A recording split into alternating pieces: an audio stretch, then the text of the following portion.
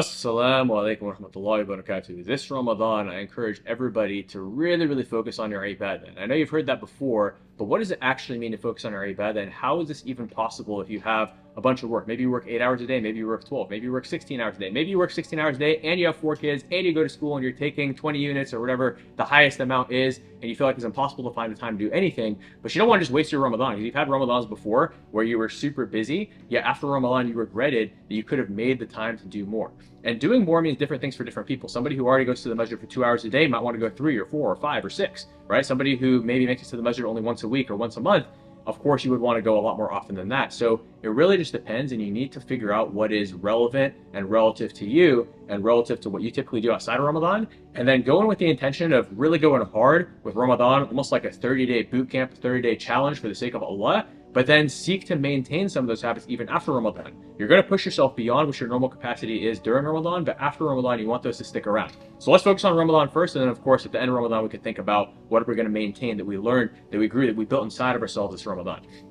First off, how do you organize everything? One of the best things you can do is you can make a list. Now, it's very important that when you make this list, this is your ideal, but it's not something that you're going to be mad at yourself and beat yourself up for if you don't win, because that's the negative side to your brain. That's shaitan, especially if you're watching this before Ramadan when the shayateen are more active. Of course, shaitan's going to try to say, oh, you messed up once, therefore you're a bad person, therefore you should never try again. Well, obviously when I say it that way, it sounds silly, yet how many of us fall into that mental pattern when we fall short of our ideals? So when you set these ideals, even if you only achieve 80%, even if you only achieve 20%, if it pushed you to get 1% better than you were yesterday, then it was worth it. And so I want you to set some big goals. Make them feel tangible and that they're realistic, but they are going to push you to grow. Set the goals that force you to grow as a Muslim and as a person, such that you're going to be more successful as a Muslim, both in the deen and in the dunya. Allah subhanahu wa ta'ala tells us in the Quran that those who only seek the dunya will only get their share of this dunya, but they will not have their share of the hereafter, versus those who seek both the dunya and the akhirah will have their share of both. And so it's so important that we ask Allah, Rabbana atina fid dunya hasana wa fil akhirati hasana wa qina adhaban nar. And that's so important because when we make that dua frequently in tahajjud, in Ramadan, after Fajr, you know, whatever time you make your duas, there's a lot of different great times that you can make dua, and this can be a part of your routine as well. Well, guess what? Now Allah is going to put barakah, and in addition to your effort, boom, that's what it takes. It's important to have that tawakkul, to make that dua, but then of course, to push yourself and do your part and take your actions as well. Even if you look at the prophets, peace be upon them all of the prophets were asked by Allah to take action. They didn't just sit on the couch and make dua, but at the same time, even when the situation seemed impossible and they were putting in all their effort that they possibly could, and the situation seemed impossible against impossible odds, they asked Allah for help, and Allah made the impossible happen for them, because Allah is capable of all things, even the things that are impossible for us as human beings, and even the things that are impossible for us to even conceive. So maybe it's inconceivable right now between all the different obligations you have to make more time for ibadah than you might already be doing, even though you want to.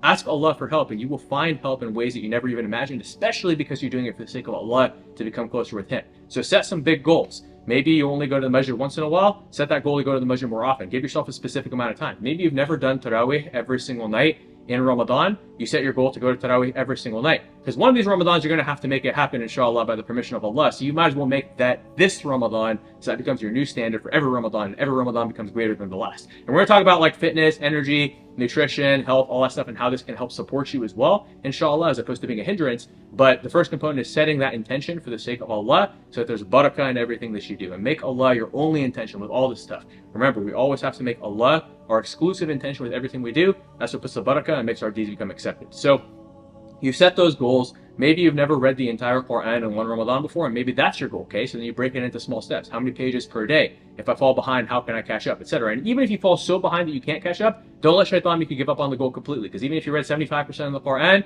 well, guess what? If your goal was 100%, you got 75%, that's still a win, right? Maybe your goal is to read the Quran 2 or 3 times, and you only read it once, no problem. It depends on what your level is. And hey, guess what? If you fall really short of your goal, you can just say, Qul huwallahu ahad, the surah 3 times, and that counts as the whole Quran, right? It's 1/3 of the Quran. So again, there's so many little hacks, so to speak, that you can implement in Ramadan in addition to the fuller, longer deeds. Same thing, staying at the masjid after praying Fajr prayer in congregation until the sun has fully risen, and then praying 2 rakat, you get the reward of Hajj and Umrah, complete. So again, there are so many opportunities that we have to be successful this Ramadan as Muslims, to get the most out of our ibadah. And so now let's talk about, once we've set those goals, how to support those goals with our daily structure and routine, as well as our nutrition and exercise. Because here's the thing, if you're spending excessive time cooking, excessive time working out, that's going to take away from your ibadah.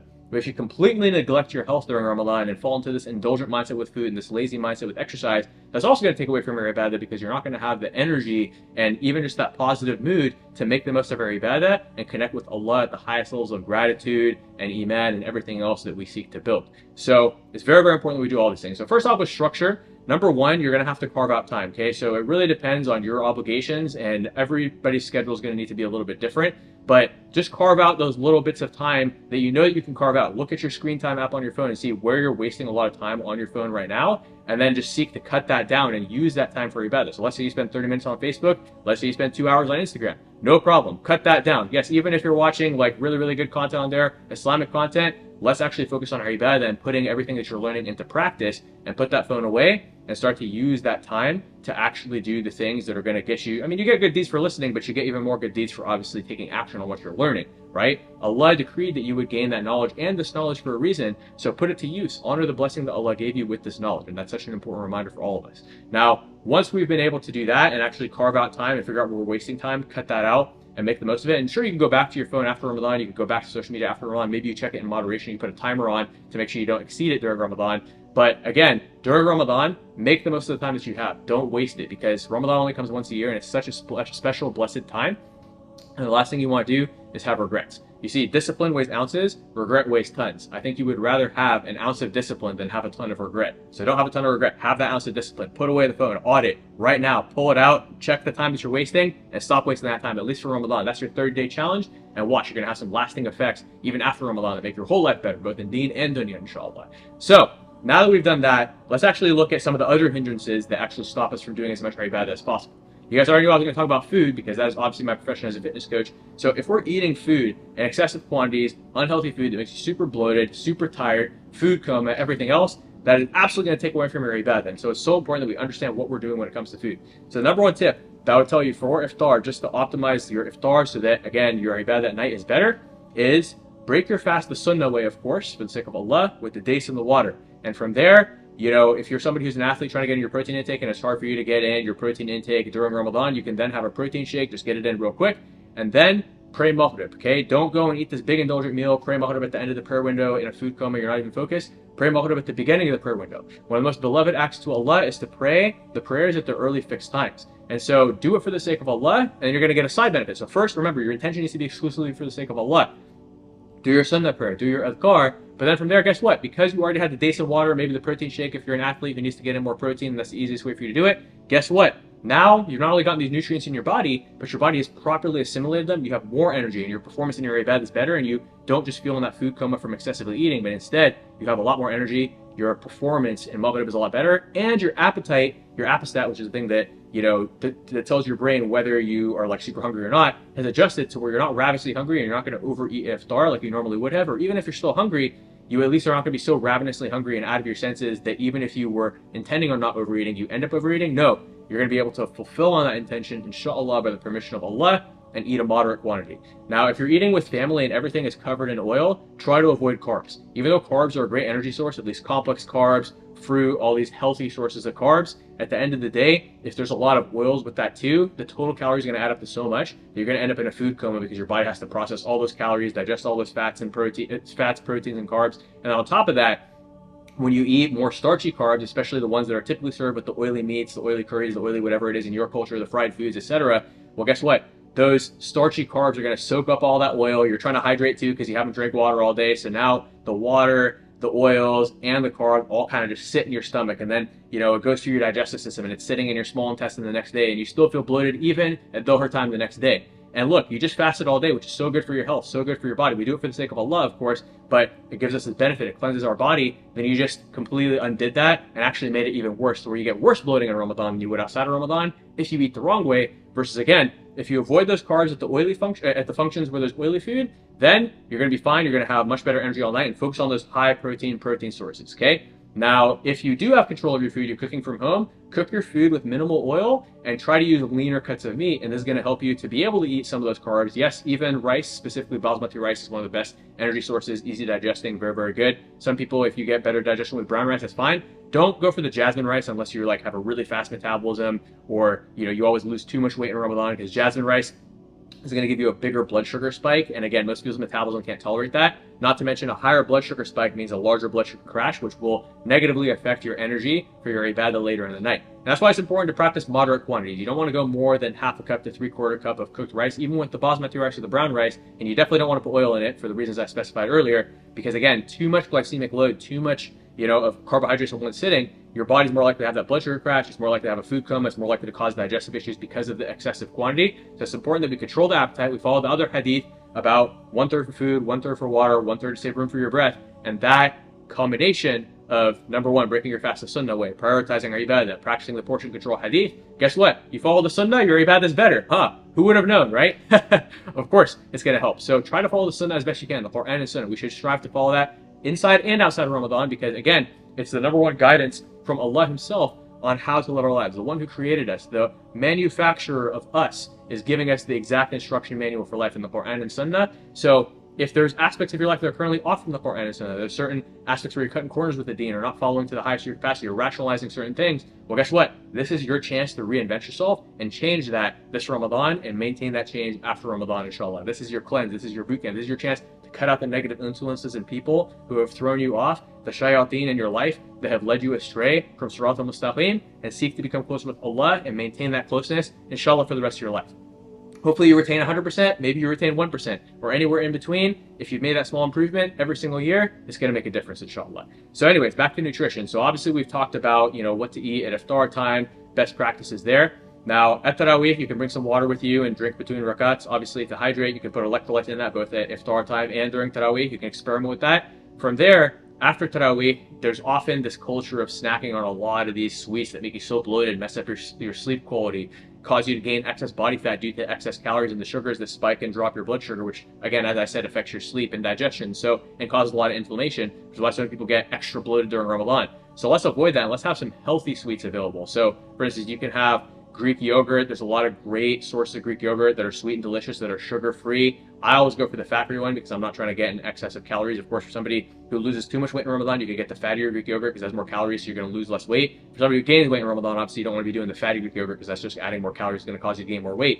And again, this is a great one. You could also, again, if you normally eat like processed chocolates, well, at least get a processed protein bar. It's still processed food, but at least it has higher protein, lower calories, less sugar, such that it's going to do less damage, or opt for those natural foods, right? You can make healthy, low-fat, low-sugar versions of some of the desserts that you love. That way, instead of eating a bunch of baklawa at the masjid, you go home because you have healthy baklawa prepared that doesn't make you feel terrible afterwards, that doesn't make you bloated, that doesn't mess up your ibadah and your health during Ramadan, which again, what's the whole purpose of this conversation today? Is to maximize your ibadah. So you got to maximize your health if you want to maximize your ibadah. The healthier you are, the more energy you have, the less of a hindrance your health and energy will be on your ibadah. Therefore, it takes less discipline to do more. And if you apply the same amount of discipline, you'll do exponentially more, inshallah. And that's the whole point.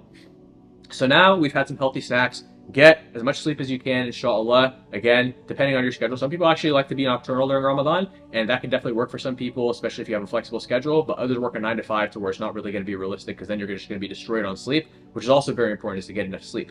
From there, at suhoor time, some people have no appetite, and that's fine. You don't have to necessarily force yourself. But the thing is, it is sunnah to have suhoor. So at the very least, you could have dates and water. But again, what I typically find works best is going for more of a high protein and lower carb suhoor with just one date, and ideally an ajwa date, because it only has 7 grams of carbs. So it's not going to give you as big of a blood sugar spike, so it's not going to give you as big of a crash, but it still gives you enough of a blood sugar increase such that your body actually retains more water, which is going to help you to stay more hydrated. I also recommend having electrolytes at suhoor. This is going to help you with hydration, of course, during Ramadan during the day. And then from there, definitely lots of good protein sources. Now, you could do slightly fattier protein sources. You could do lean protein sources. It depends on how many calories are allowed in your personal diet. Of course, if you're trying to lose weight, you want to go with the lower calorie options. But it is good to get some healthy fats at suhoor because those will last you all day and can sometimes actually help your body to burn more fat for energy during the day. That being said, as long as you're in a calorie deficit and you're getting enough protein, you will burn fat for energy during the day. Being in a calorie surplus, trying to gain weight during Ramadan, not really a good idea. So I know that there's a lot of people who want to gain muscle, who always ask, can you gain muscle in Ramadan? How do you do it? Now's not the time to focus on that. It takes so much time and effort to gain muscle that it's not worth sacrificing your ibadah. And if you're going to put yourself in a tired state from having to eat so much food, that's absolutely not worth it. That's definitely not Islamic to stuff yourself when the Prophet ﷺ told us to control our portions, and that the worst vessel that the son of Adam can fill is his stomach. So again, be mindful about that and use this as a time to be healthy physically so that you can be healthier spiritually and mentally as well, such that you can maximize your ibadah, inshallah. So now, So we've had a high protein suhoor, and again, I like to do the 0% Greek yogurt. I like to do eggs. If you're worried about cholesterol and you're hypersensitive to cholesterol, which some people are, you could do egg whites. You could do some lean meat, chicken breast. If you like fish in the morning, you could even do fish. A lot of great options. If you have a really fast metabolism and you're worried about losing too much weight during Ramadan, losing too much muscle, you could do fattier meats like lamb and most cuts of beef. But if you want to eat red meat, but you don't want to gain weight, then you're going to have to stick with very, very lean beef, like 93% lean or leaner, inshallah. And from there, I also like to get a protein shake because it's very hard to get enough protein in Ramadan without doing the protein shakes at iftar, suhoor. Sometimes I'll have one in the middle of the night. But again, if you can get it from real food, great. But there's nothing wrong with protein shakes as long as they're high quality, none of those super processed ones, but rather the really natural, higher end, better quality ones. Okay, so now that we've had our optimized suhoor, and last thing on suhoor, don't chug too much water. If you chug more than like 2 to 3 cups of water at suhoor, you're usually going to end up peeing it out for the rest of the day, and that's one of the biggest hydration mistakes that people make during Ramadan. So do not make that hydration mistake. Be moderate with the quantities of water, add electrolytes to it such that your body's going to retain that water better. And again, having that one ajwa date at the end of your suhoor after you've consumed the protein and the other foods that you're going to eat will give you a small increase in blood sugar that then actually helps you retain more water without that crash that causes the energy, tiredness, as well as the hunger.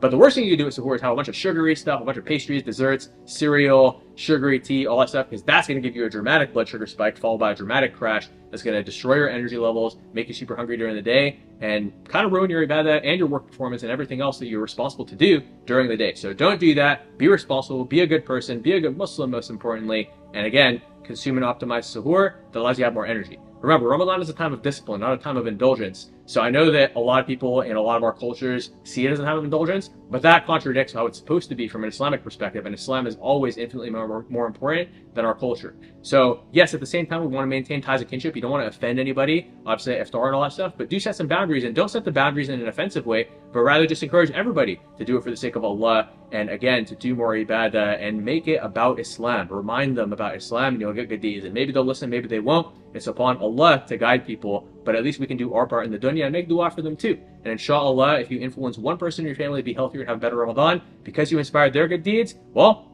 there's an authentic hadith that the one who inspires another to do a good deed gets a reward similar to it. So inshallah, you'll get lots of reward for that, for having the courage to set those boundaries, if not only for yourself, also for them, and then you both benefit, inshallah.